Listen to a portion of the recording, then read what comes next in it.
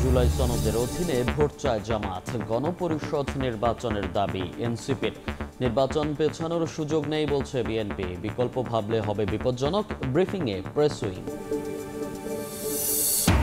নানা শর্ত দিয়ে পরিকল্পিতভাবে নির্বাচন বাধা দিচ্ছে কিছু দল, মন্তব্য তারেক রহমানের। অন্তর্বর্তী সরকার যত বেশি দিন ক্ষমতায় থাকবে তত দুর্বল হয়ে পড়বে।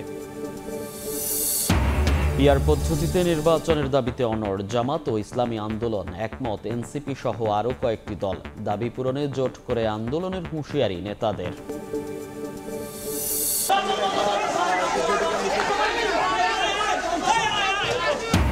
চট্টগ্রাম বিশ্ববিদ্যালয়ে শিক্ষার্থীদের সঙ্গে স্থানীয়দের দফায় দফায় সংঘর্ষ, আহত প্রায় ১৫০০। ১৪৪ ধারা জারি। বাকৃবিতে ছাত্রদের ওপর বহিরাগতদের হামলা। এবং পুঁজিবাজার চাঙ্গা করতে মার্জিন ঋণের শর্তে বড় পরিবর্তন আনছে বিএসইসি। নিশ্চিত হবে বিনিয়োগকারীদের সুরক্ষা, মত বিশেষজ্ঞের। নেতিবাচক প্রভাব পড়ার শঙ্কায় ডিবিএ।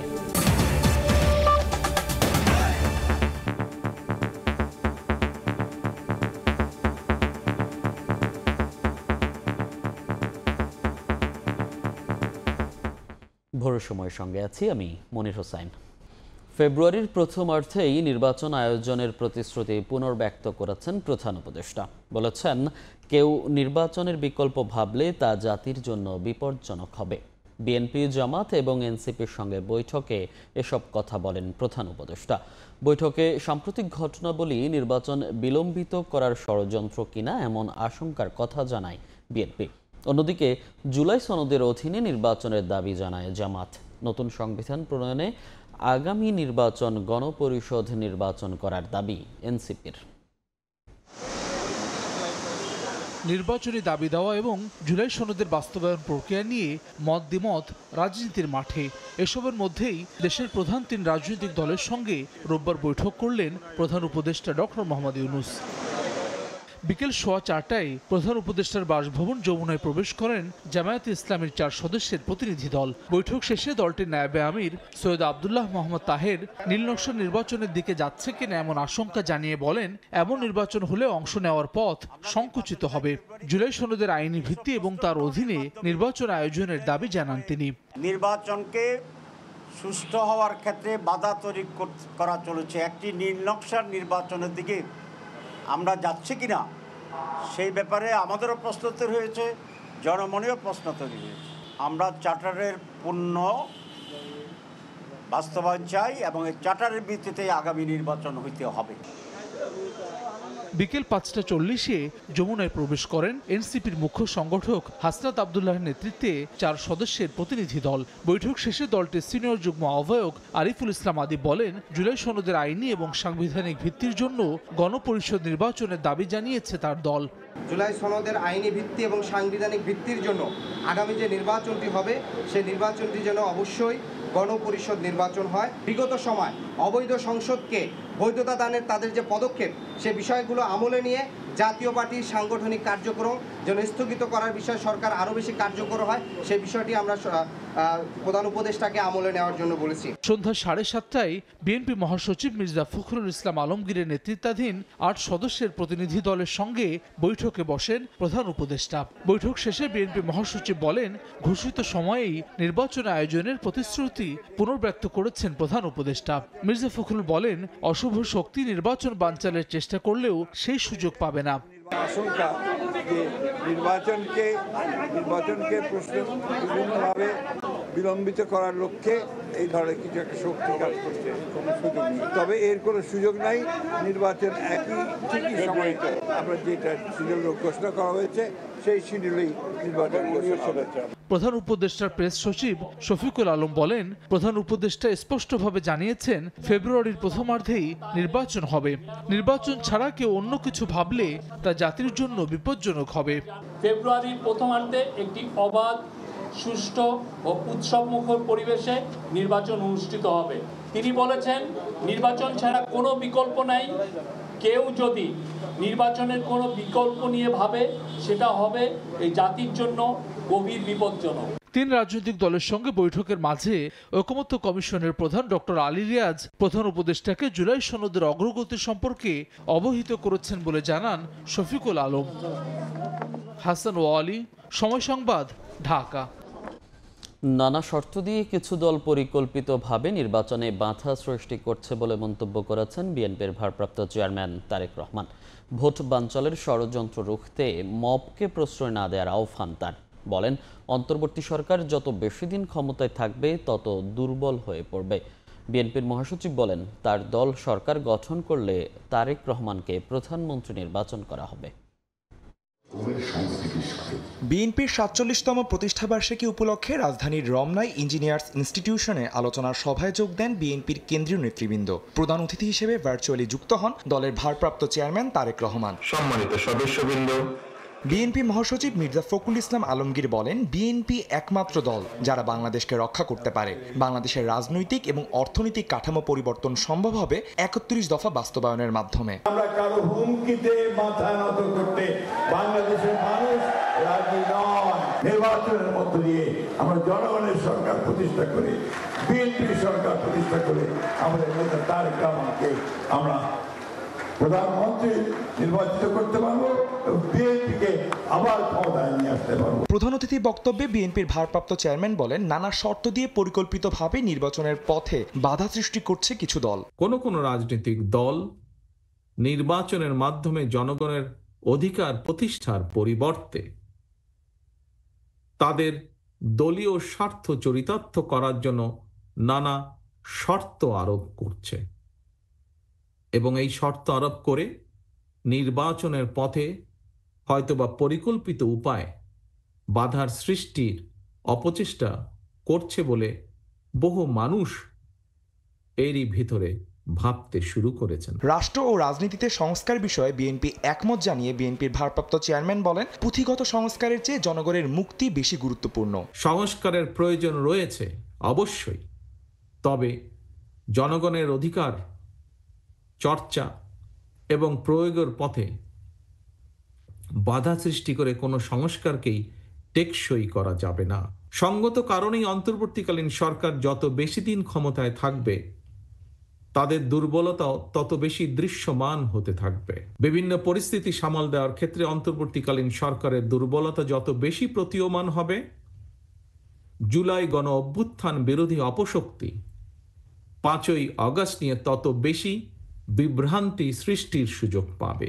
দেশে চলমান পরিস্থিতি সামাল দিতে অন্তর্বর্তী সরকার ব্যর্থ হলে অপশক্তি পরিস্থিতি আরও জটিল করে তুলবে বলে আশঙ্কা প্রকাশ করেন বিএনপির ভারপ্রাপ্ত চেয়ারম্যান তারেক রহমান। জনগণের সঙ্গে সম্পর্ক থাকলে। আদনান তুর্য, সময় সংবাদ, ঢাকা। সংখ্যানুপাতিক পদ্ধতিতে নির্বাচনের দাবিতে অনড় জামাত ও ইসলামী আন্দোলন। একমত এনসিপি সহ আরও কয়েকটি দল। দাবি পূরণ ছাড়া নির্বাচনে অংশ না নেয়ার হুঁশিয়ারি দিয়েছেন নেতারা। দাবি আদায়ে প্রয়োজনে আন্দোলনের জোট করার ঘোষণা তাদের। আর সম্মিলিতভাবে রাজপথে নামলে নির্বাচন বিলম্বের শঙ্কা দলগুলোর। বিস্তারিত শফিক মুন্সির রিপোর্টে। ২০২৬ সালের ফেব্রুয়ারি মাসে জাতীয় নির্বাচন অনুষ্ঠানের আয়োজন করেন। আগামী ফেব্রুয়ারির প্রথমার্ধে জাতীয় নির্বাচন আয়োজনের নির্দেশনা দিয়েছেন প্রধান উপদেষ্টা। এদিকে ভোটের রোডম্যাপও ঘোষণা করেছে নির্বাচন কমিশন। তবে কোন পদ্ধতিতে হবে নির্বাচন তা নিয়ে রাজনীতির মাঠে চলছে বিতর্ক। পিআর পদ্ধতিতে নির্বাচন চায় বাংলাদেশ জামায়াতে ইসলামী, ইসলামী আন্দোলন বাংলাদেশ, এনসিপি সহ কয়েকটি দল। তবে বিপরীত অবস্থানে বিএনপি সহ বাকিরা। পিআর পদ্ধতিতে নির্বাচন, জুলাই সনদের আইনি ভিত্তি ও ভোটের আগে সংস্কার এবং গণহত্যার বিচার দৃশ্যমান করার দাবি আদায়ে জোটবদ্ধ আন্দোলনের আভাস দিলেন জামায়াত ও ইসলামী আন্দোলনের শীর্ষ দুই নেতা। অন্যথায় ভোটে অংশ না নেয়ার হুঁশিয়ারিও তাদের। সংস্কার মৌলিক না হওয়া পর্যন্ত আমরা নির্বাচনে যাব কেন? কারণ এখানে তো আমরা পরিষ্কারভাবে দেখছি লেভেল প্লেইং ফিল্ড সেখানে এখনো তৈরি হয় নাই। যার যার প্ল্যাটফর্মে আমরা দাবি তুলতেছি, আমাদের বিভিন্ন প্রোগ্রাম শুরু করছি। এরপরে আমরা সব একাত্রিত হয়ে আল্লাহর রহমতে আমরা কিন্তু এটা বাস্তবায়নের জন্য আমাদের সাধ্য শক্তি অনুযায়ী এটা আমরা চেষ্টা করতে থাকবো ইনশাআল্লাহ। আমরা যে সমস্ত দাবিগুলো দিয়েছি এগুলো আমাদের দলীয় দাবি নয়, এগুলো হচ্ছে ভোটকে সুষ্ঠু নিরপেক্ষ অংশীদার মত করার জন্যই এই শর্তগুলো অত্যন্ত জরুরি পূরণ করা। কোনো এক জায়গায় যদি আন্দোলন আরও বড় করে করতে হয়, তাহলে একই মত, একই চিন্তার, একই দাবির লোকেরা এক জায়গায় এসে সমন্বয় হইতে পারে, এটা তো অস্বাভাবিক কিছু না। দল দুটির এই অবস্থানকে ইতিবাচক হিসেবে দেখছে জাতীয় নাগরিক পার্টি এনসিপিও। সমর্থন রয়েছে সমমনা কয়েকটি ধর্মভিত্তিক দলের। বেশ কিছু দাবি বিভিন্ন রাজনৈতিক দলগুলো করতেছে লেভেল প্লেইং ফিল্ডের জন্য, আইন শৃঙ্খলার উন্নতির জন্য, এবং এই দাবিটি শুধু ওই দলগুলোই নয়, আমরাও আমাদের পক্ষ থেকে, বিশেষ করে আমিও অনেকবার বলেছি, যারা এই জন্য আন্দোলন করছে এটাকে আমরা ইতিবাচকভাবে দেখছি। লেভেল প্লেইং ফিল্ড করা, আইন শৃঙ্খলা উন্নত করা, এই সমস্ত বিষয়ে আমাদের কোনো দ্বিমত নাই। সংশ্লিষ্টরা বলছেন, দাবি দাওয়া নিয়ে সম্মিলিতভাবে দলগুলো মাঠে নামলে অনিশ্চিত হতে পারে নির্ধারিত সময়ে নির্বাচনের সম্ভাবনা। আমরা চাই জনগণ নিরাপদে ভোটদান করুন। শফিক মুন্সি, সময় সংবাদ, ঢাকা। স্বাধীনতার পর রাজনীতির টালমাটাল পরিস্থিতিতে মেজর জিয়াউর রহমানের হাত ধরে যাত্রা শুরু করে বিএনপি। উন্মুক্ত হয় বহুদলীয় গণতন্ত্রের পথ। প্রায় 4 যুগের এই পথ চলায় নানা উত্থান পতনের মধ্য দিয়ে যেতে হয়েছে দলটিকে। বিএনপি মহাসচিব মির্জা ফখরুল ইসলাম আলমগীর বলেন, দলটির প্রতিষ্ঠা না হলে ব্যর্থ রাষ্ট্রে পরিণত হতো বাংলাদেশ। জেল, জুলুম, গুম, খুন, নির্যাতনেও গণতন্ত্র এবং মানুষের অধিকার প্রতিষ্ঠায় আজও সংগ্রাম করে যাচ্ছে বিএনপি। প্রতিষ্ঠার 47 বছরে এসে দলটির সামনে চ্যালেঞ্জ কি, সে উত্তর খুঁজেছেন সহকর্মী আহমেদ সালেহীন।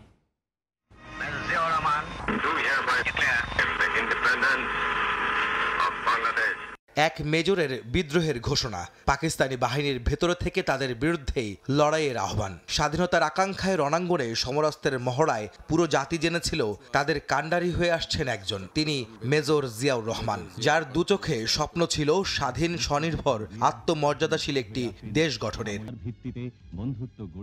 71 থেকে 75 নানা পট পরিবর্তন, অঘটনার বিশৃঙ্খলায় নিমজ্জিত দেশ। দিশেহারা বাংলায় সিপাহী জনতার বিপ্লবে আবারও উত্থান ঘটে জিয়াউর রহমানের। এবার যেন স্বপ্ন বাস্তবায়নের পালা। বাকশালের বাক্সে বন্দি দেশের রাজনীতিকে মুক্ত আর শক্তিশালী একটি প্ল্যাটফর্ম তৈরির আকাঙ্ক্ষায় প্রথমে জাগদল, পরে বাংলাদেশ জাতীয়তাবাদী দল বিএনপি প্রতিষ্ঠা করেন জিয়াউর রহমান। আমরা জাতীয় জীবনে এক নতুন অধ্যায়ের সূত্রপাত করতে যাচ্ছি। 1978 সালের 1 সেপ্টেম্বর দলটির যাত্রা শুরু হয় দেশের রাজনীতিতে। এর মাধ্যমে খুলে যায় বহুদলীয় রাজনীতির দরজা। এর পরের 4 যুগের পথ চলায় নানা উত্থান পতন আর সংকট থেকে বারবার ফিনিক্স পাখির মতো জেগে ওঠা দলটি দেশের ক্রান্তি লগ্নে বারবারই নেতৃত্ব দিয়েছে সামনের সারিতে থেকে। একটি ভূখণ্ড আর মানচিত্রের ভেতরে থাকা এক জাতিতে রূপান্তরের মধ্য দিয়ে জাতীয়তাবাদের চেতনায় উদ্বুদ্ধ করার যুদ্ধে বারবার লড়াই করতে হয়েছে দলটিকে। বিএনপির মহাসচিব বললেন, দলটির প্রতিষ্ঠা না হলে ব্যর্থ রাষ্ট্রে পরিণত হতো স্বপ্নের বাংলাদেশ। শেখ মুজিব এবং আওয়ামী লীগের আপনার ব্যর্থতা, তার চলে যাওয়া, সব কিছু মিলিয়ে আপনার একটা রাজনৈতিক শূন্যতা সৃষ্টি হয়েছিল। আওয়ামী লীগের প্যারালাল কোনো পলিটিক্যাল পার্টি সে সময় ছিল না যে পার্টি টেক ওভার করতে পারে বা আপনার ভালোভাবে চলতে পারে। তখন একটা স্ট্রং পলিটিক্যাল পার্টি আপনার এবং মধ্যপন্থী একটা পলিটিক্যাল পার্টি, এটা খুব বেশি প্রয়োজন ছিল to keep the nation United. ওই সময় যদি ওই দলটা না হতো, তাহলে বাংলাদেশের রাজনীতি কোন পর্যায়ে যেত, একটা ফেইল্ড স্টেটের দিকে চলে যাওয়ার সম্ভাবনা ছিল। 47 বছর পরে বিএনপির সামনে চ্যালেঞ্জ কি, এমন প্রশ্নোত্তরে মির্জা ফখরুল ইসলাম আলমগীর বলেন, জনগণের অধিকার প্রতিষ্ঠা আর তাদের আকাঙ্ক্ষা বাস্তবায়নে কাজ করে যেতে চায় তার দল। সে প্রস্তুতিও নিচ্ছেন তারা। গণঅভ্যুত্থানের মধ্যে কতগুলো বাস্তবতা বেরিয়ে এসছে, সেই বাস্তবগুলোকে মোকাবেলা করেই কিন্তু চ্যালেঞ্জগুলোকে সামনে নিয়ে কিন্তু আমাদেরকে রাজনীতি করতে হবে। দেশে আপনার শিল্প, কৃষি, সেবা খাতগুলোকে আরও বেশি করে আপনার কর্মসংস্থানের সৃষ্টি করার ব্যবস্থা করা, এগুলো খুবই চ্যালেঞ্জিং, কিন্তু এই কাজগুলো করতে হবে এবং তার জন্যই আপনার অত্যন্ত ইনোভেটিভ ইনভেস্টমেন্ট পলিসি নিয়ে এগোতে হবে। বিএনপি এগুলো আগে থেকে অবহিত হয়েছে এবং আগে থেকে আপনার এগুলোকে পয়েন্ট আউট করেছে, করে কাজ শুরু করেছে। বিএনপি মহাসচিব বলেন, 4 যুগের পুরনো দল বিএনপির রাজনৈতিক দর্শনে কোনো পরিবর্তন হয়নি, বরং বাংলাদেশ জাতীয়তাবাদকে সামনে রেখেই পথ চলতে চায় তার দল। আবারও আহমেদ সালেহীন, সময় সংবাদ, ঢাকা। কার্যক্রম নিষিদ্ধ থাকা দলের নির্বাচন বানচালের ষড়যন্ত্র রুখতে সব দলকে ঐক্যবদ্ধ থাকতে হবে বলে মন্তব্য করেছেন স্বরাষ্ট্র উপদেষ্টা। রোববার দুপুরে সচিবালয় ব্রিফিংয়ে তিনি বলেন, ঐক্যে ফাটল ধরলে নৈরাজ্য সৃষ্টি করতে পারে ফ্যাসিবাদের দোসররা। এদিকে সুষ্ঠু নির্বাচনের জন্য আইনশৃঙ্খলা বাহিনী পুরোপুরি প্রস্তুত বলে জানান উপদেষ্টা। জাতীয় পার্টির কেন্দ্রীয় কার্যালয়ে এবং ঢাকা রিপোর্টার্স ইউনিটিতে মঞ্চ ৭১-এর আলোচনা সভা ঘিরে গত কয়েকদিনে রাজধানীতে আইনশৃঙ্খলা পরিস্থিতি অস্থিতিশীল হয়ে ওঠে। এছাড়া চট্টগ্রাম সহ দেশের বিভিন্ন স্থানে ঘটে অনাকাঙ্ক্ষিত বেশ কিছু ঘটনা। রোববার সচিবালয়ে আইনশৃঙ্খলা সংক্রান্ত কোর কমিটির বৈঠকে উঠে আসে এসব প্রসঙ্গ। বৈঠক শেষে ব্রিফিংয়ে স্বরাষ্ট্র উপদেষ্টা বলেন, কার্যক্রম নিষিদ্ধ থাকা দল চায় না নির্বাচন হোক। নির্বাচন যেন বাধাগ্রস্ত না হয় সেজন্য সব পদক্ষেপ নেয়ার কথা জানান তিনি। যে পার্টিটার কার্যকলাপ নেই তারা তো চাবি নির্বাচনটা ভঙ্গ করার জন্য। এদেরও একটা সংখ্যা তো রয়ে গেছে। এখন এই সংখ্যাটারে প্রতিহত করার দায়িত্ব হলো রাজনৈতিক দল এবং আপনাদের সবাই মিলে। জাতীয় নির্বাচনটা কতটা সুষ্ঠু, অবাধ, নিরপেক্ষ এবং নিরাপদ হবে তা নির্ভর করে নির্বাচনে অংশগ্রহণকারী রাজনৈতিক দলগুলির উপর। আইন শৃঙ্খলা বাহিনী নির্বাচনে নিরাপত্তা প্রদান ও আইন শৃঙ্খলা বজায় রাখার ক্ষেত্রে সর্বাত্মক সহযোগিতা করে যাবে। এক্ষেত্রে আমরা সম্পূর্ণ প্রস্তুত। সরকার পতনের পর রাজনৈতিক দলগুলোর মধ্যে যে ঐক্য ছিল জাতির বৃহত্তর স্বার্থে সেটি ধরে রাখতে হবে জানিয়ে বলেন, ঐক্যে ফাটল ধরলে ফ্যাসিবাদের দোসররা নৈরাজ্যকর পরিস্থিতি সৃষ্টি করতে পারে। রাজনৈতিক যদি মত থাকতে পারে একজন আগে, কিন্তু জাতির বৃহত্তর স্বার্থে গণতন্ত্রের পথে উত্তরণে ঐক্যবদ্ধ থাকতে হবে। এই ঐক্যে যদি ফাটল ধরে এর মধ্যে কিন্তু ফ্যাসিস্ট দোসররা ঢুকে বিশৃঙ্খলা ও নৈরাজ্যকর পরিস্থিতি সৃষ্টি করতে পারে। ত্রয়োদশ জাতীয় নির্বাচন সুষ্ঠুভাবে সম্পন্ন করতে যতটা প্রস্তুতি দরকার আইন শৃঙ্খলা বাহিনী ততটাই প্রস্তুত বলে জানান স্বরাষ্ট্র উপদেষ্টা। আইন শৃঙ্খলা বাহিনী নির্বাচনের জন্য যতটা প্রস্তুতি নেওয়া দরকার আমরা ততটা প্রস্তুত। প্রসূন আশিস, সময় সংবাদ, ঢাকা। এক বছরে দ্বিতীয়বারের মতো হালনাগাদকৃত ভোটার তালিকা প্রকাশ করেছে নির্বাচন কমিশন। তালিকায় ভোটার 12,63,07,504 জন। অন্যদিকে শারীরিকভাবে অক্ষম এবং প্রতিবন্ধী ভোটারদের জন্য উপযুক্ত পরিবেশ নিশ্চিতের উদ্যোগ নেওয়া হচ্ছে বলে জানিয়েছেন কমিশনার আবুল ফজল মোহাম্মদ সানাউল্লাহ। এদিকে জাতীয় নির্বাচনের 2049 ভোট কেন্দ্র ব্যবহার অনুপযোগী বলে জানিয়েছে ইসি। রাজধানীর চিনমৈত্রী সম্মেলন কেন্দ্রে অন্তর্ভুক্তিমূলক নির্বাচন সংক্রান্ত এক অনুষ্ঠানে যোগ দেন নির্বাচন কমিশনার আবুল ফজল মোহাম্মদ সানাউল্লাহ, ইসির সিনিয়র সচিব, এনডিপির আবাসিক প্রতিনিধি সহ আমন্ত্রিত অতিথিরা। এ সময় কমিশনার সানাউল্লাহ বলেন, বিগত দিনে মানুষ নির্বাচনী ভুলে গিয়েছিল, সুষ্ঠু পরিবেশ ফিরিয়ে আনতে কাজ করছে নির্বাচন কমিশন। নির্বাচনে আমাদের এই বিশেষ চাহিদা সম্পন্ন মানুষদের অংশগ্রহণের জন্য ভোট কেন্দ্রে তিনি যেখানে অ্যাপ্রোচ করতে পারবেন সেখানেই যেন তার ভোটের ব্যবস্থাটা করা হয়। স্পেসিফিক নির্দেশনা দিয়ে আমরা এটা নিশ্চিত করতে বলব। এদিকে রোববার চূড়ান্ত সম্পূরক ভোটার তালিকা 2025 প্রকাশ করেছে নির্বাচন কমিশন। পুরুষ ভোটার 6,41,455 জন এবং নারী ভোটার 6,22,05,819 জন।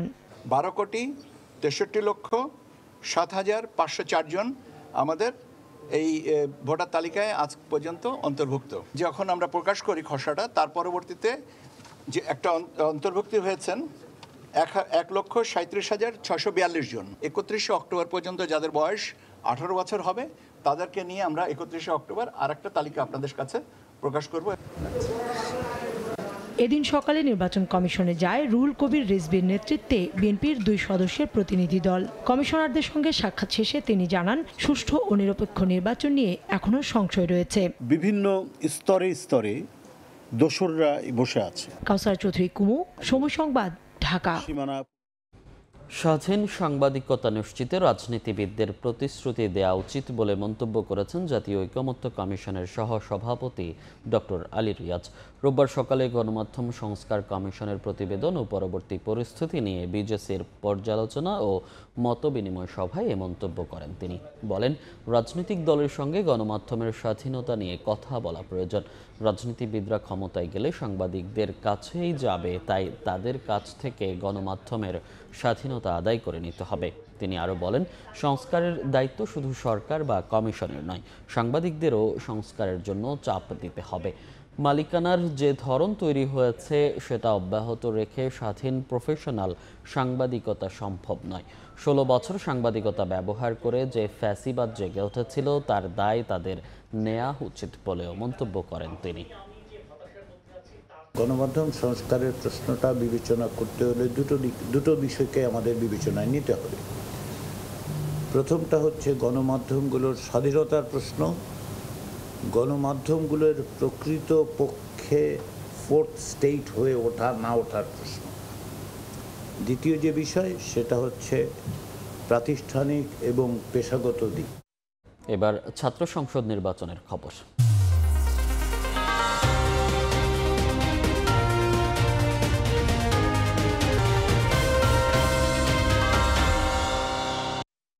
ডাকসু নির্বাচনের ছাত্র শিবির সমর্থিত প্যানেলের জিএস পদপ্রার্থী SM ফরহাদের প্রার্থিতার বৈধতা চ্যালেঞ্জ করে রিটের শুনানি হবে মঙ্গলবার। রিটকারীর অভিযোগ, নিষিদ্ধ ছাত্রলীগ থেকে পদত্যাগ না করেই শিবির থেকে ভোট করছেন ফরহাদ।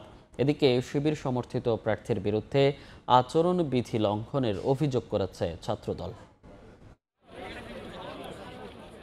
প্রচারণা ছাপিয়ে রোববার আলোচনায় ছিল ডাকসু নির্বাচনে ছাত্র শিবির সমর্থিত প্যানেলের জিএস পদপ্রার্থী SM ফরহাদের প্রার্থিতা চ্যালেঞ্জ করে করা রিট। অভিযোগ, ছাত্রলীগের পদে থেকেও শিবির প্যানেল থেকে নির্বাচন করতে পারেন না ফরহাদ। ছাত্রলীগের কমিটি ছিল 2022 সালের, তিনি আসলে যুগ্ম সাধারণ সম্পাদক পদে ছিলেন। শিবির যেদিন কমিটি ঘোষণা করলো সেদিন সেই কমিটিতে তিনি আসলে সাধারণ সম্পাদক পদে আছেন। বিচারপতি হাবিবুল গনির নেতৃত্বাধীন হাইকোর্ট বেঞ্চ রিটটি শুনানির দিন মঙ্গলবার ধার্য করেন। এ নিয়ে জরুরি সংবাদ সম্মেলনে ঢাকা বিশ্ববিদ্যালয়ের ডাকসু ভবনের সামনে ফরহাদ রিটকে স্বাগত জানান। আমি আদালতের সিদ্ধান্তের প্রতি রেসপেক্ট রাখি, সেদিক থেকে সেটি শুনানি হোক, রায় আসুক, তখন কথা হবে।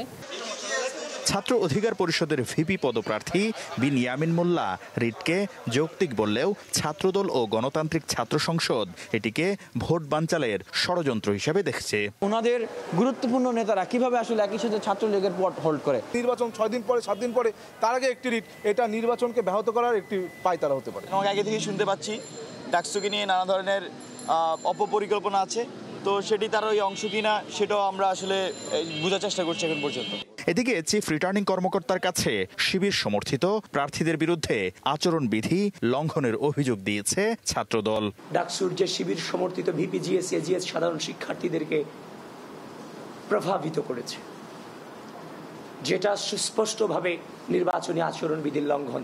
ফরহাদের বিষয়ে আনুষ্ঠানিকভাবে কিছুই জানেন না বলে জানিয়েছেন টাস্ক ফোর্সের প্রধান। আমাদের কাছে যদি এ ধরনের বিষয় কোর্ট থেকে যদি আসে, তাহলে আমরা আসলে সেই অনুযায়ী আইনানুগ ব্যবস্থা, আমরা সেই জবাব দেওয়ার ব্যবস্থা করব। এদিন ডাকসুর কাঠামো সংস্কার, শিক্ষার্থীদের ক্ষমতায়ন সহ 18 দফার ইশতেহার ঘোষণা করেছে বাম সমর্থিত প্রতিরোধ পরিষদ প্যানেল। সর্বব্যাপী নব্য ফ্যাসিবাদী তৎপরতার বিরুদ্ধে। শাকির আহমেদ, সময় সংবাদ। গণ অধিকার পরিষদের সভাপতি নুরুল হক নূরের শারীরিক অবস্থা উন্নতির দিকে। ঢাকা মেডিকেল কলেজ হাসপাতালের পরিচালক জানান, দ্রুত তাকে আইসিইউ থেকে বেড়ে নেওয়া হবে। এদিকে শক্তিশালী কমিটির মাধ্যমে হামলাকারীদের খুঁজে বের করা হবে বলে জানিয়েছেন উপদেষ্টা আসিফ মাহমুদ। নূরকে ফোন করে খোঁজ নিয়েছেন রাষ্ট্রপতিও। ঢাকা মেডিকেল কলেজ হাসপাতালে চিকিৎসাধীন গণ অধিকার পরিষদের সভাপতি নুরুল হক নূরের শারীরিক অবস্থা উন্নতির দিকে। ধীরে ধীরে কথা বলতে ও বুঝতে পারছেন তিনি।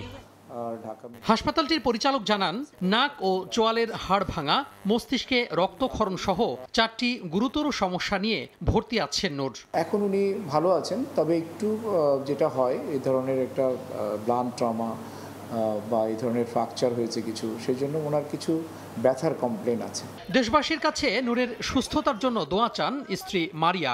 আর হামলাকারীদের চিহ্নিত করে শাস্তি দাবি করেন গণ অধিকারের সাধারণ সম্পাদক। যারা দোষী তাদেরকে যেন অতি দ্রুত আইনের আওতায় আনা হয়। সেনা প্রধানের কাছে আহ্বান জানিয়েছি, আপনি যদি এই ঘটনার দায় না নিতে চান, তাহলে এই ঘটনার সাথে সম্পৃক্ত যারা, তাদের বিরুদ্ধে অবশ্যই সেনা আইনে ব্যবস্থা গ্রহণ করতে হবে। নূরকে দেখতে হাসপাতালে আসেন বিএনপির সিনিয়র যুগ্ম মহাসচিব রুহুল কবির রিজভী। এ সময় তিনি সাংবাদিকদের জানান, পরিকল্পিতভাবে নূরের ওপর হামলা করা হয়েছে।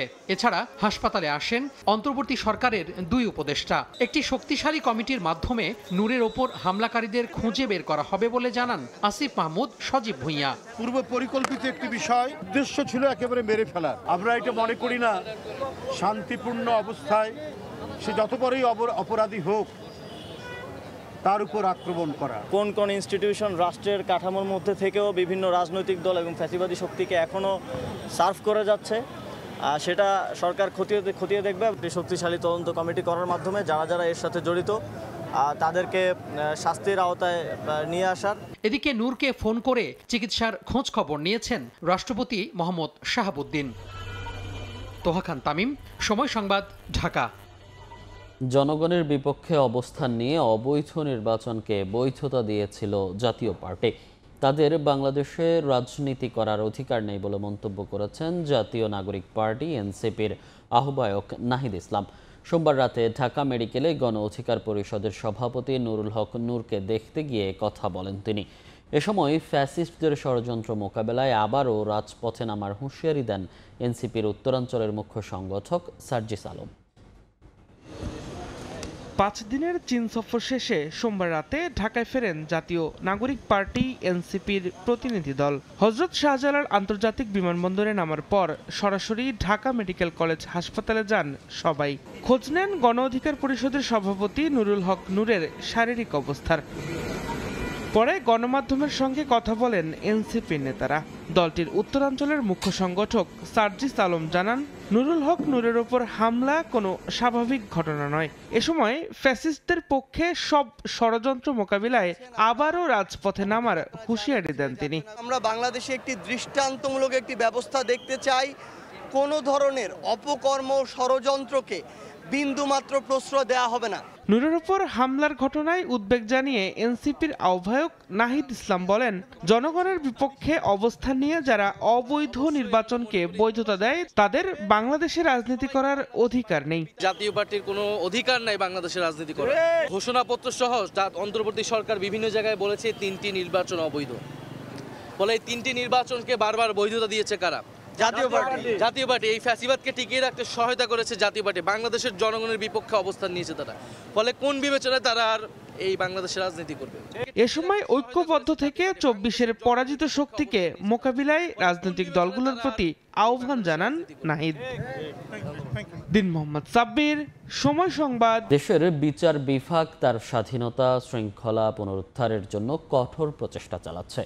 বিষয়টি জনগণকে আশ্বস্ত করতে হবে বলে মন্তব্য করেছেন প্রধান বিচারপতি ডক্টর সৈয়দ রেফাত আহমেদ। রোববার বিকেলে সুপ্রিম কোর্ট আইনজীবী সমিতি আয়োজিত জুলাই গণঅভ্যুত্থান বিচার বিভাগের সংস্কার শীর্ষক সেমিনারে এই মন্তব্য করেন তিনি। বলেন, গণঅভ্যুত্থানে সবার সামনে একটি আয়না স্থাপন করেছে। বিপ্লব পরবর্তী সময়ে সরকারের কাছে পাঠানো সংস্কার প্রস্তাব, বিচার বিভাগীয় নিয়োগ পরিষদ গঠন, সুপ্রিম জুডিশিয়াল কাউন্সিল পুনর্বহাল সহ সবকিছুই প্রমাণ করে যে কথায় নয়, বিচারিক কাজে সংস্কার বেছে নেওয়া হয়েছে।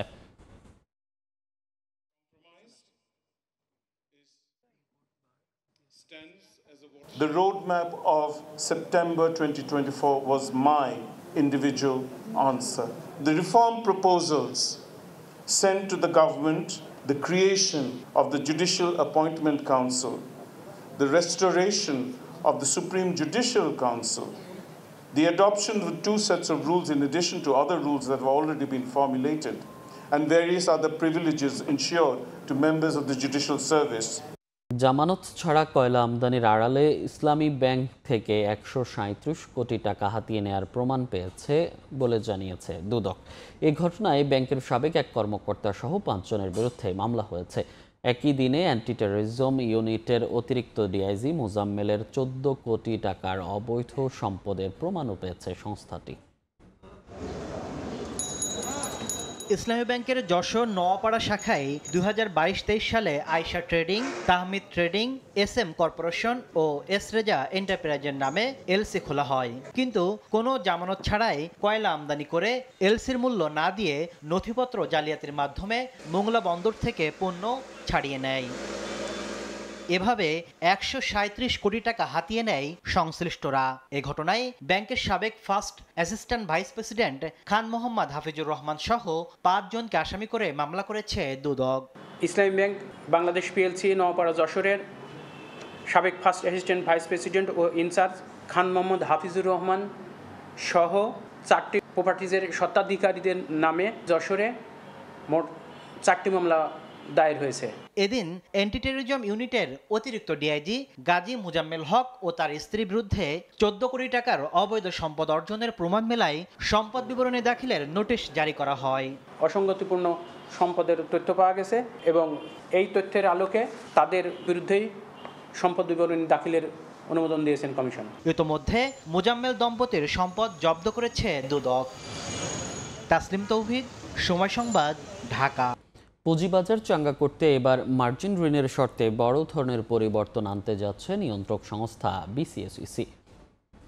ক্ষুদ্র বিনিয়োগকারীরা পাবেন না বিশেষ এই বিনিয়োগ সুবিধা। এতে বিনিয়োগকারীদের সুরক্ষা অনেকটা নিশ্চিত হবে বলে মনে করেন বিশেষজ্ঞরা। তবে DBA বলছে সংশোধন ছাড়া BCSEর প্রস্তাব কার্যকর হলে নেতিবাচক প্রভাব পড়বে খুঁড়িয়ে চলা দেশের শেয়ার বাজারে। সাদিক হাসান ইমনের রিপোর্ট। মার্জিন ঋণ নিয়ে শেয়ার বাজারে বিনিয়োগকারীদের রয়েছে মিশ্র প্রতিক্রিয়া। তবে এই ঋণ শোধে যারা ফোর্স সেলের মুখে পড়েছেন তাদের অভিজ্ঞতা একই রকম তিক্ত। 5 লাখ টাকার নিচে যারা, ওরা তো টিকে থাকবে না। তো এটা তো সাধারণ বিনিয়োগকারীদের জন্য খুব একটা ভালো কিছু আশা করা যায়। জ্ঞান থাকে শেয়ার মার্কেট সম্বন্ধে, তাহলে লোন নিয়ে কাজ করতে পারবে, ব্যবসা করতে পারবে। ফোর্স সেলে বিনিয়োগকারীরা নিঃস্ব হয়ে গেছে। লোন বুঝে সুঝে এবং একজন বিনিয়োগকারী যে বিনিয়োগ করবে তারও বুঝে সুঝে নেওয়া উচিত। এবারে মার্জিন ঋণ দেয়া নেওয়ার ক্ষেত্রে বড় পরিবর্তন আনতে যাচ্ছে পুঁজিবাজার নিয়ন্ত্রক সংস্থা BSEC। প্রস্তাবনায় বলা হয়েছে এই ঋণ পেতে বিনিয়োগকারীর নিজস্ব বিনিয়োগ ন্যূনতম 5 লাখ টাকা হতে হবে। 10 লাখ টাকা পর্যন্ত বিনিয়োগের বিপরীতে সর্বোচ্চ অর্ধেক পরিমাণ ঋণ মিলবে। 10 লাখের বেশি হলে সমপরিমাণ ঋণ নিতে পারবেন বিনিয়োগকারীরা। তবে সব ক্ষেত্রে পুঁজিবাজারে বিনিয়োগের অভিজ্ঞতা থাকতে হবে কমপক্ষে 1 বছর। এ ক্যাটাগরির বাইরের কোম্পানির শেয়ার কেনা যাবে না এই ঋণের টাকায়। আর কোনো শেয়ার B বা Z ক্যাটাগরিতে চলে গেলে বিনিয়োগকারীকে 5 দিনের মধ্যে শেয়ার সেল করতে হবে।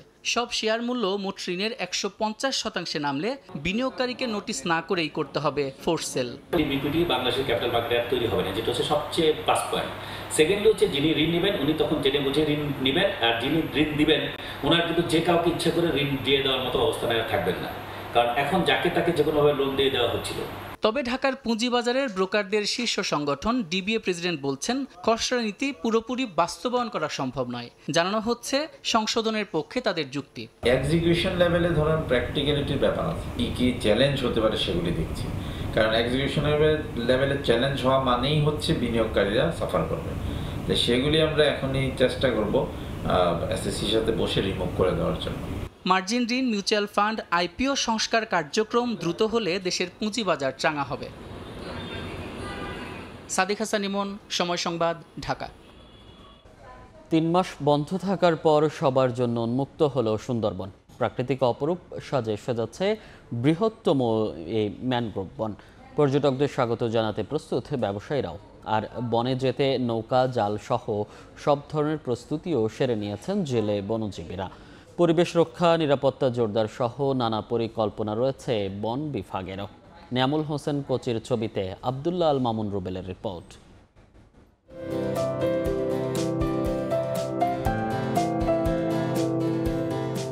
জুন, জুলাই, আগস্ট সুন্দরবনে প্রবেশে 3 মাসের নিষেধাজ্ঞা শেষ হলো। সবার জন্য উন্মুক্ত হলো প্রাকৃতিক অপরূপ সৌন্দর্যের বিশ্বের সবচেয়ে বড় এই ম্যানগ্রোভ বন।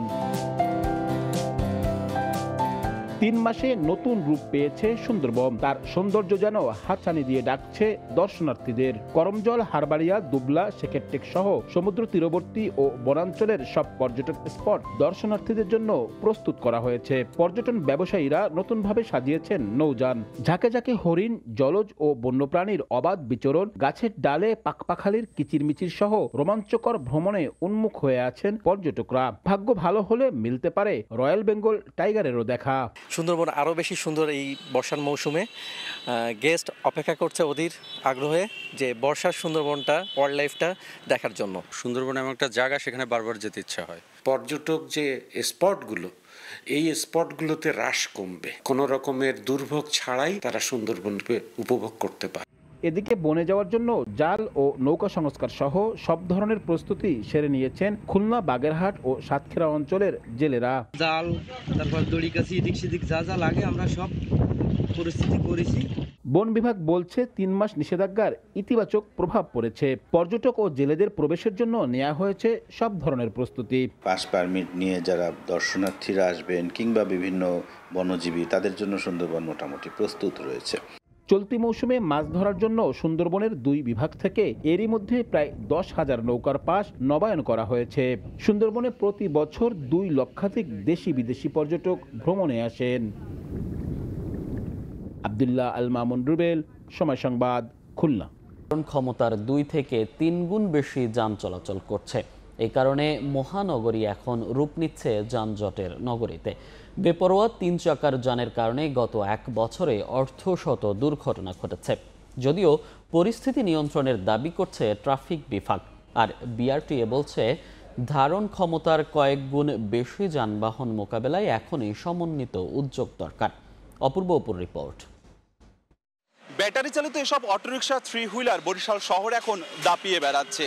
বিআরটিএ কিংবা সিটি কর্পোরেশন বলছে ধারণ ক্ষমতার থেকে 2 থেকে 3 গুণ বেশি এখন শহরে যান চলাচল করে, ফলে যানজট এখন নিত্যদিনের সঙ্গী। সেই সাথে সাথে বেপরোয়া গতির এসব মোটরযান ঘটাচ্ছে প্রতিনিয়ত দুর্ঘটনা। বিআরটিএ সর্বোচ্চ 30 এর গতিসীমা নির্ধারণ করলেও বাস্তবে 40, 50 কিংবা 60 কিলোমিটার বেগেই এসব মোটরযান চলে। আপনাদের কোনো লাইসেন্স আছে কিনা, আর আপনি কি জানেন এর গতিসীমা কত? আমাদের কোনো লাইসেন্স নাই, আর গতিসীমা কত আছে আমরা জানি না। তবে অনেকেই বেপরোয়াভাবে গাড়ি চালায়, যার জন্য আমাদের বদনাম হয়। গত 1 বছরে বরিশালে অন্তত অর্ধশত সড়ক দুর্ঘটনা ঘটেছে 3 চাকার যানের কারণে। বেপরোয়া গতিকে দোষারোপ করছেন খোদ চালক ও চলাচলকারীরা। অনেক ড্রাইভার আছে সিঙ্গেলই বোঝে না কোন সাইড দিয়ে ঢোকা লাগবে, কোন সাইড দিয়ে বাইরে লাগবে, গিয়ে তো অনেক ড্রাইভার বোঝে না। রাস্তার ভিতরে যে পরিমাণ গ্যাদারিং করে, কোনো সিগন্যাল দেয় না, ডাইনে বামে না তাকাইয়ে ঘুরেই ফেলায়। পথচারীদের ক্যাপাসিটি কত, এই রকমের ধারণ ক্ষমতা কত, সেতু যানবাহন কত, এ নিয়ে যারা নগরবিদ তারা কোনো পরিকল্পনা করেন। বড় রাস্তায় ওরা না থাকলে আমাগুলো অনেক ভালো হয়। শহরের গুরুত্বপূর্ণ সড়কগুলোয় যানজট নিত্যদিনের, যদিও ট্রাফিক পুলিশ নিয়ন্ত্রণে রেখেছে বলে দাবি তাদের। আর বিআরটিএ জানিয়েছে ধারণ ক্ষমতার কয়েক গুণ বেশি যানবাহন মোকাবিলায় এখনই সমন্বিত উদ্যোগ দরকার। রেগুলার এই অটো গাড়ির বিরুদ্ধে অভিযান চলমান। আমরা অনেক অটো আটকে রাখছি, জরিমানা করতেছি, ইনশাল্লাহ এটা কমে যাবে। কিন্তু যেই গাড়িগুলো আসলে অবৈধ, যে গাড়িগুলো আমার কাছে রেজিস্ট্রেশনের জন্য আসছেই না, সেই গাড়িগুলোকে আসলে ট্রাফিক পর্যায়ে সেগুলোকে ডাম্পিংয়ে পাঠানোটা খুবই জরুরি। একদিকে বরিশাল শহরের সড়কগুলো সরু, অন্যদিকে নেই পার্কিং ব্যবস্থা, সঙ্গে আছে লাইসেন্সবিহীন মোটরযানের ছড়াছড়ি। ভোগান্তি এড়াতে কঠোর শাস্তিমূলক উদ্যোগের কথা জানিয়েছে সিটি কর্পোরেশন। যেহেতু বন্ধ হচ্ছে না, আমরা সিটি কর্পোরেশন নিজেরাই হয়তো উদ্যোগ নেব খুব তাড়াতাড়ি। উদ্যোগ নিয়ে যাদের কাগজপত্র নেই তারা যেন চলতে না পারে। বরিশাল সিটি কর্পোরেশনের দেয়া অনুমোদনে শহরে 7,610টি লাইসেন্সের বিপরীতে আরও অতিরিক্ত 8 থেকে 10,000 3 চাকার যানবাহন চলাচল করে। অপূর্ব অপু, সময় সংবাদ, বরিশাল। প্রেষণে আনা একজন চিকিৎসক দিয়ে চলছে ভোলার তজুমউদ্দিন উপজেলা স্বাস্থ্য কমপ্লেক্সের কার্যক্রম, অথচ এই হাসপাতালের 2 জন চিকিৎসক প্রেষণে দায়িত্ব পালন করছেন অন্য হাসপাতালে। এমনকি পদায়নের 2 মাসেও যোগ দেননি 3 চিকিৎসক, যার কারণে ব্যাহত হচ্ছে চিকিৎসা সেবা। এ নিয়ে মন্ত্রণালয়ে জানানোর পরও মিলছে না সমাধান। উৎপল দেবনাথের ছবিতে নাসিরউদ্দিন লিটনের রিপোর্ট।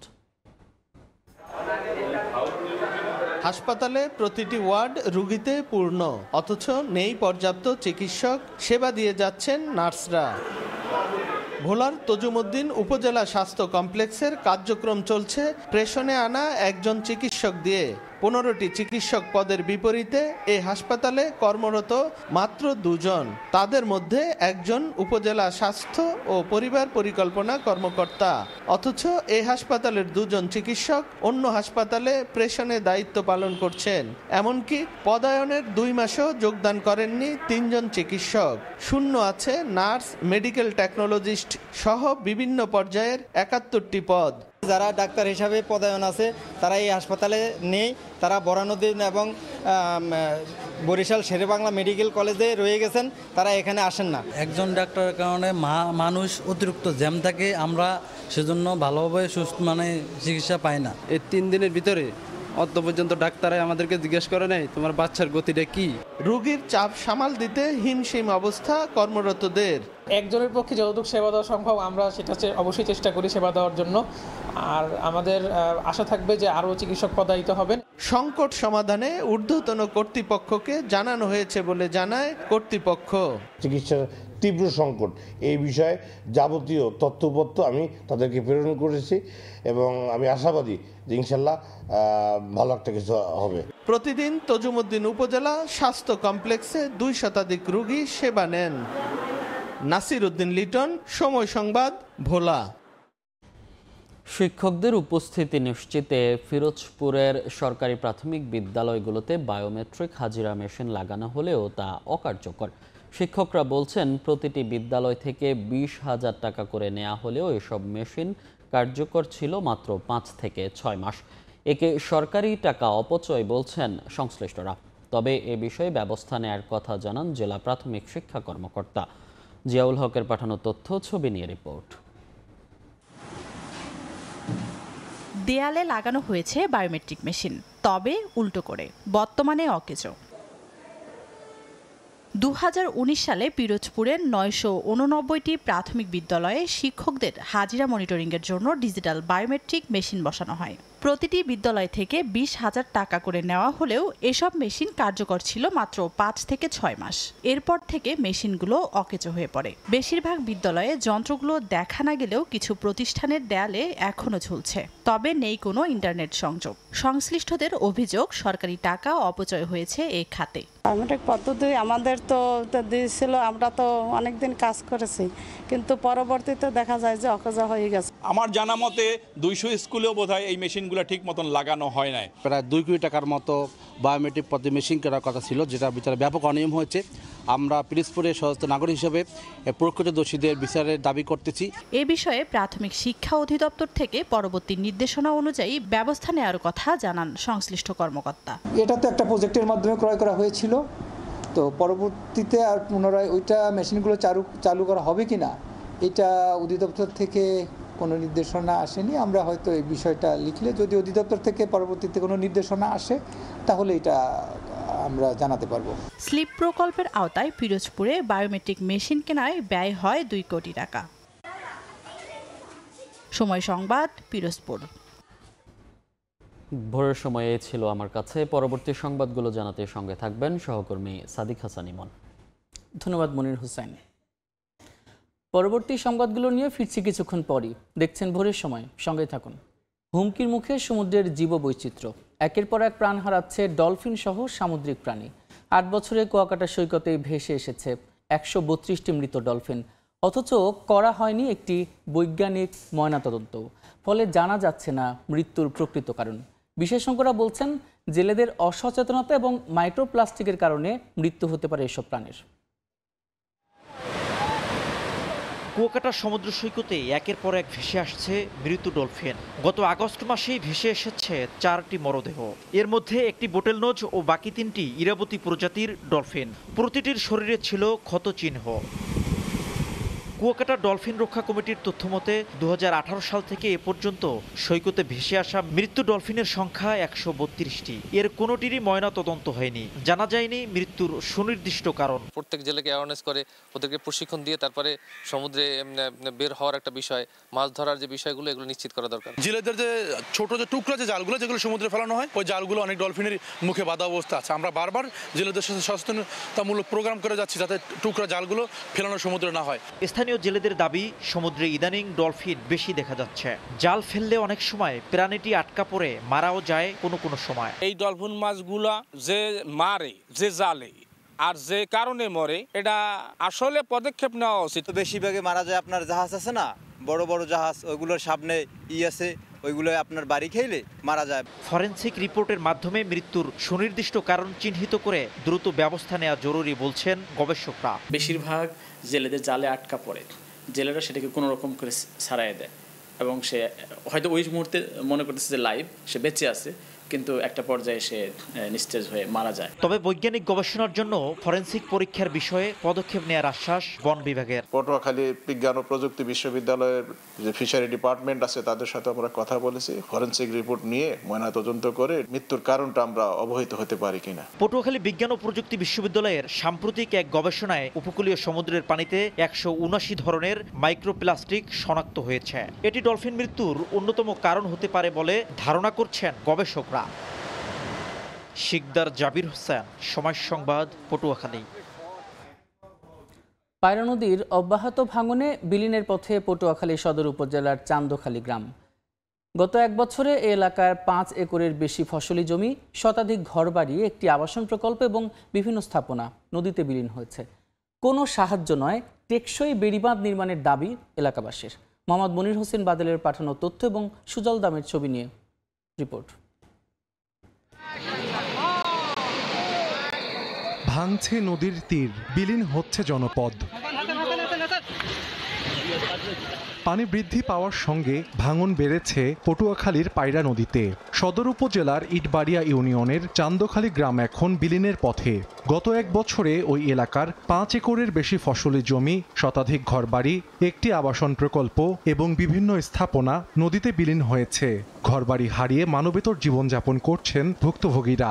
এলাকাবাসী বলছেন অস্থায়ী বাঁধ কোনো কাজে আসছে না, এজন্য টেকসই বেড়িবাঁধ নির্মাণের দাবি তাদের। সব ভাঙতে ভাঙতে এখন যাইয়া এই মানুষের উপরে দেয়া বাড়ি যাইয়ে থাকে, জায়গা নাই, জমি নেই। রাত্রে ঘুমাতে গেলে আমরা আতঙ্কে থাকি, কখন একটা জয়াল নিয়ে আমরা নদীর গর্ভে চলে যাই। সরকার বোঝে না যে আমাদের যে কত লস হয়। রাক্ষস ভাইরাই সব আমাকে ঘর দুয়ার সব খাই ফেলাইছে। আমার বয়সে 5 বার ঘর ভাঙ্গি, এখন আমরা থাকার আর কোনো জায়গা নাই। 1% চাষের জমি নাই, কিভাবে যে থাকবো এটা বলতে পারি না। এখন চাই আমরা সরকারের কাছে একটি টিকসই বেড়িবাঁধ।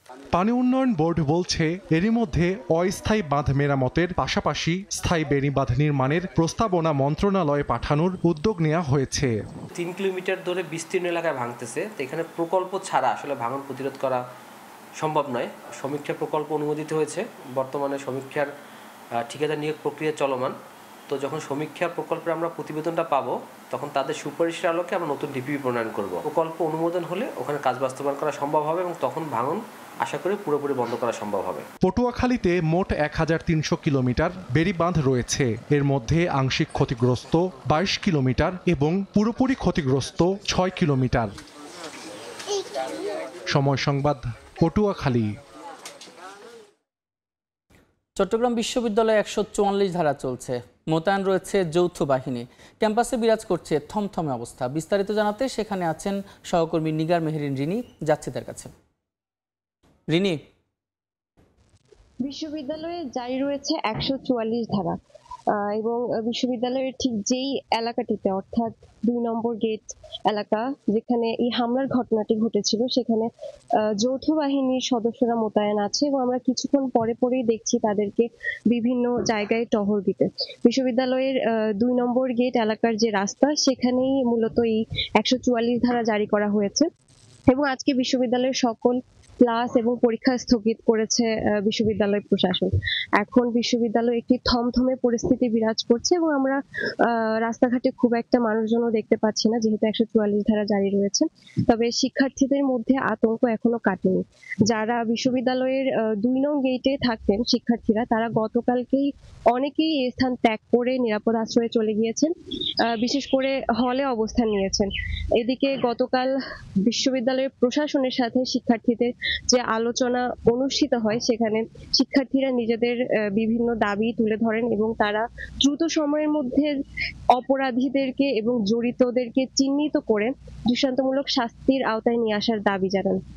এদিকে বিশ্ববিদ্যালয় প্রশাসন গতকালকের যে আলোচনা, সে আলোচনার পর 21 সদস্যের একটি তদন্ত কমিটি গঠন করার সিদ্ধান্ত গ্রহণ করে এবং তারা বলে যতক্ষণ না পর্যন্ত পরবর্তী নির্দেশনা দেওয়া হচ্ছে ততক্ষণ পর্যন্ত বিশ্ববিদ্যালয়ে আইন শৃঙ্খলা বাহিনী মোতায়েন থাকবে এবং তারা তাদের দায়িত্ব পালন করে যাবে। তাছাড়াও এই ঘটনার সাথে জড়িত সন্দেহে যারা এই হানিফ গং এবং ইকবাল গংকে সন্দেহ করা হচ্ছে এবং তাদেরকে দ্রুত গ্রেফতারের অনুরোধও জানাই হচ্ছে বিশ্ববিদ্যালয় প্রশাসন।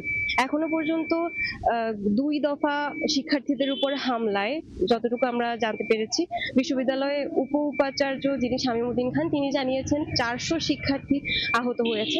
পাশাপাশি আহত হয়েছে বিশ্ববিদ্যালয় প্রক্টর অধ্যাপক ডক্টর তানভীর মোহাম্মদ হায়দার আরিফ। তিনি ঘটনাস্থলেই আহত হন এবং পরবর্তীতে তাকে চিকিৎসার জন্য নেওয়া হয়। উপাচার্য ডক্টর কামাল উদ্দিন, তিনিও আহত হয়েছেন। পাশাপাশি শিক্ষার্থীরা আহত হয়েছেন, তার মধ্যে 4 জন আশঙ্কাজনক অবস্থায় রয়েছে। একজনকে ঢাকায় পাঠানো হয়েছে উন্নত চিকিৎসার জন্য, একজন আইসিইউতে রয়েছেন। এবং শিক্ষার্থীদের এরকম অবস্থা দেখে অন্যান্য যারা শিক্ষার্থী রয়েছে তারা আতঙ্কে রয়েছেন এবং তারা ভীষণভাবে ক্ষুব্ধ। তাদের কথা হচ্ছে, যখন এই সংঘর্ষের ঘটনা ঘটে এবং শিক্ষার্থীদেরকে চারিদিক থেকে স্থানীয়রা ঘিরে ধরে, তাদের উপর যখন আক্রমণ চালানো হচ্ছিল, তখন আইন শৃঙ্খলা বাহিনীর কেউই আসলে এখানে উপস্থিত ছিল না। তারপরেও তাদের গতকালকের আলোচনায় মুখ্য বিষয় ছিল যত দ্রুত সম্ভব এই ঘটনার সাথে জড়িতদেরকে চিহ্নিত করে তাদেরকে দৃষ্টান্তমূলক শাস্তির ব্যবস্থা করা, যাতে ভবিষ্যতে কখনো এই ধরনের ঘটনা না ঘটে। চট্টগ্রাম বিশ্ববিদ্যালয় থেকে 144 ধারা জারির এবং এই ঘটনা সম্পৃক্ত আমার কাছে সর্বশেষ সংবাদ ছিল এই। চট্টগ্রাম বিশ্ববিদ্যালয় ক্যাম্পাস থেকে যুক্ত ছিলেন সহকর্মী রিনি। মুন্সিগঞ্জের শ্রীনগরে অগ্নিকাণ্ডে 8টি ঘর পুড়ে গেছে। ফায়ার সার্ভিস জানায়, রোববার রাত 9টার দিকে বেজগাঁও গ্রামের 8টি বসত ঘরে হঠাৎ আগুন ধরে যায়। খবর পেয়ে শ্রীনগর এবং সিরাজ দিখান ফায়ার স্টেশনের 3টি ইউনিট ঘটনাস্থলে গিয়ে 1 ঘন্টার চেষ্টায় আগুন নিয়ন্ত্রণে আনে। গ্যাস সিলিন্ডার থেকে আগুনের সূত্রপাত ধারণা ফায়ার সার্ভিসের।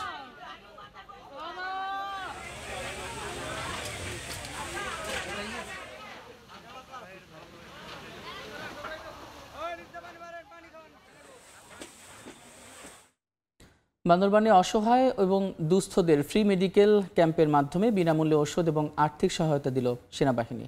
রোববার সকালে সেনা রিজিয়নের 7 ফিল্ড অ্যাম্বুলেন্সের পরিচালনায় এই কর্মসূচিতে প্রায় 4 শতাধিক রোগীকে বিনামূল্যে চিকিৎসা সেবা দেওয়া হয়। দুর্গম পাহাড়ি অঞ্চলে বসতরতদের স্বাস্থ্যসেবা নিশ্চিতে এ ধরনের উদ্যোগ চলমান থাকবে জানান সেনা কর্মকর্তারা।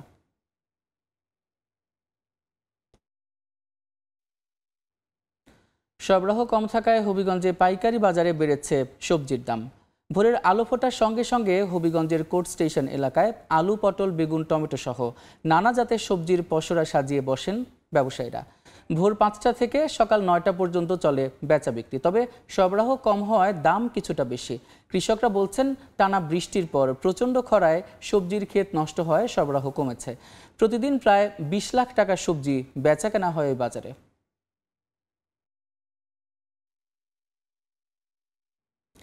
ঝিনাইদহে বিভিন্ন বেসরকারি হাসপাতালে অভিযান চালিয়েছে ভ্রাম্যমাণ আদালত।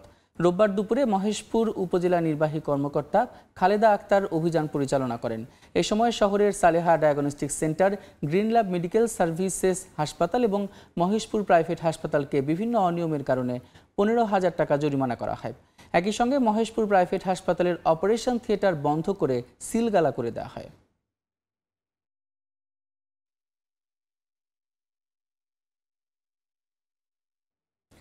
উৎসব মুখর পরিবেশে চট্টগ্রামে সমাপ্ত হলো GMHSDS ন্যাশনাল ডিবেট ফেস্টিভ্যাল। 3 দিনব্যাপী এই উৎসবের শেষ দিন নগরীর থিয়েটার ইনস্টিটিউটে আন্তঃস্কুল ও আন্তঃকলেজ পর্যায়ের ফাইনালের প্রতিযোগিতা শেষে অনুষ্ঠিত হয় সমাপনী ও পুরস্কার বিতরণী অনুষ্ঠান। অনুষ্ঠানে প্রধান অতিথি ছিলেন চট্টগ্রাম সিটি কর্পোরেশনের মেয়র ডাক্তার শাহাদাত হোসেন। বিশেষ অতিথি হিসেবে উপস্থিত ছিলেন সহকারী মুসলিম হাই স্কুলের প্রাক্তন ছাত্র সমিতির সভাপতি শাহ আব্দুল বাবুল, মাদকদ্রব্য নিয়ন্ত্রণ অধিদপ্তরের সহকারী পরিচালক রামেশ্বর দাস। ফাইনালের প্রতিযোগিতা কলেজ পর্যায়ে Chattogram cantonment public college champion এবং Hajera Taju degree college runners up হয়। এছাড়া আন্তঃস্কুল বিতর্কে চ্যাম্পিয়ন হয় ডাক্তার খাস্তগীর বালিকা উচ্চ বিদ্যালয় এবং রানার্স আপ হয় অর্পণাচর সিটি কর্পোরেশন বালিকা উচ্চ বিদ্যালয়। অনুষ্ঠানে মিডিয়া পার্টনার ছিল সময় সংবাদ।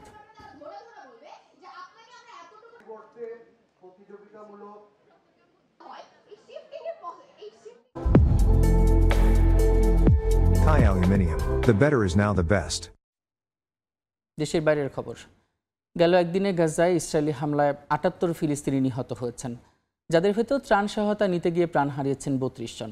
হামাসের সশস্ত্র শাখার মুখপাত্রকে লক্ষ্য করে সামরিক অভিযান চালানো হয়েছে বলে জানিয়েছে ইসরায়েলের প্রধানমন্ত্রী। হামাসের বিরুদ্ধে আরও তীব্র অভিযান চালানো হবে বলে জানান ইসরায়েলের সেনাপ্রধান। এদিকে দক্ষিণ গাজায় কোনো স্থায়ী আশ্রয় নেই বলে জানিয়েছেন জাতিসংঘের ত্রাণ ও কর্মসংস্থান সংস্থা। গাজায় নেতানিয়াহু বাহিনীর আগ্রাসন যেন থামার নয়। প্রতিনিয়ত ত্রাণ নিতে গিয়ে প্রাণ হারাতে হচ্ছে নিরীহ ফিলিস্তিনিদের। স্থানীয় সময় রোববার উপত্যকাটির দেইর আর বালা শরণার্থী শিবির সহ বেশ কয়েকটি জায়গায় হামলা চালায় ইসরায়েলি সেনারা। এতে হতাহত হন বহু ফিলিস্তিনি। একই দিন ইসলাম মুহারেব আবেদ নামে এক সাংবাদিক ইসরায়েলি হামলায় নিহত হন। এদিকে ফিলিস্তিনের স্বাধীনতাকামী সংগঠন হামাসের সশস্ত্র শাখার মুখপাত্র আবু ওয়াইদাকে লক্ষ্য করে সামরিক অভিযান চালানো হয়েছে বলে জানিয়েছেন ইসরায়েলের প্রধানমন্ত্রী বিনিয়ামিন নেতানিয়াহু। সামরিক সেনারা এবং শিনবেট গৃহ নিরাপত্তা গোয়েন্দা সংস্থা যৌথভাবে এই অভিযান পরিচালনা করে। ইসরায়েলের প্রতিরক্ষা মন্ত্রী ইসরায়েল কাটস বলেন, ইসরায়েলি সেনাবাহিনীর হাতে হামাসের সশস্ত্র শাখার মুখপাত্র আবু ওয়াইদা নিহত হয়েছেন। তবে এই বিষয়ে কোনো মন্তব্য করেনি হামাস। ইসরায়েলের সেনাপ্রধান আওয়াল জামির বলেন, হামাসের বিরুদ্ধে আরও তীব্র অভিযান চালানো হবে, লক্ষ্যবস্তুতে আঘাত করা হবে, আরও সংরক্ষিত সেনা গাজায় পাঠানো হবে, পাশাপাশি আন্তর্জাতিক পর্যায়ে থাকা হামাসের নেতৃত্বকেও নিশানা করা হবে বলে জানান তিনি। ওয়ার্ল্ড ফুড প্রোগ্রামের প্রধান সিন্ডি ম্যাককেন বলেন, ইসরায়েলের সামরিক অভিযান মানবিক সহায়তা পৌঁছাতে বাধা সৃষ্টি করবে, খাবারের সহজলভ্যতা সীমিত হবে এবং মানবিক কর্মীরা নিরাপদে কাজ করতে পারবেন না বলেও মনে করেন তিনি। মানবিক কর্মীরা কোনো লক্ষ্যবস্তু নয় উল্লেখ করে এই যুদ্ধাবস্থা অবিলম্বে শেষ করার আহ্বান জানান তিনি। জাতিসংঘের ত্রাণ ও কর্মসংস্থান সংস্থা UNRWA জানায়, আশ্রয়কেন্দ্র না থাকায় গাজা সিটি বাসিন্দারা দক্ষিণে যেতে পারছে না। স্থানীয় পরিষেবাও প্রায় অনুপস্থিত। এই পরিস্থিতি মানবিক সংকটকে আরও গভীর করছে বলে জানায় সংস্থাটি। অর্জিতা শেহজিন, সময় সংবাদ। ইয়েমেনের রাজধানী সানার বিশ্ব খাদ্য কর্মসূচি এবং জাতিসংঘ শিশু সংস্থা কার্যালয়ে ইরান সমর্থিত হাউথি বিদ্রোহীরা অনুপ্রবেশ করেছে। জাতিসংঘ সংস্থা এবং স্থানীয় কর্মকর্তারা জানিয়েছে, এখন পর্যন্ত 11 জন কর্মীকে আটক করা হয়েছে। এই ঘটনায় তীব্র নিন্দা জানিয়েছে জাতিসংঘ মহাসচিব আন্তোনিও গুতেরেস। স্থানীয় সময় রোববার ইয়েমেনের রাজধানী সানার বিশ্ব খাদ্য কর্মসূচি ও জাতিসংঘ শিশু সংস্থা ইউনিসেফের কার্যালয়ে অনুপ্রবেশ করেন ইরান সমর্থিত হাউথি বিদ্রোহীরা। উভয় সংস্থার মুখপাত্র আলাদা আলাদা বিবৃতিতে গণমাধ্যম CNN-কে এ তথ্য জানান। এতে সংস্থা দুটির কিছু কর্মী হাউথি বিদ্রোহীদের কাছে আটক রয়েছে বলে জানা যায়। অভিযানের সময় কর্মী আটক হওয়ার বিষয়টি নিশ্চিত করেন জাতিসংঘের বিশেষ দূত হ্যান্স গ্র্যান্ডবার্গ। এই আটক এবং কার্যালয়ে অনধিকার প্রবেশের ঘটনায় তীব্র নিন্দা জানান তিনি। গ্র্যান্ডবার্গ বলেন, 2021 সাল থেকে ইয়েমেনে জাতিসংঘ, NGO ও সিভিল সোসাইটির কর্মীরা নিয়মিত আটক এবং নিপীড়নের শিকার হচ্ছেন।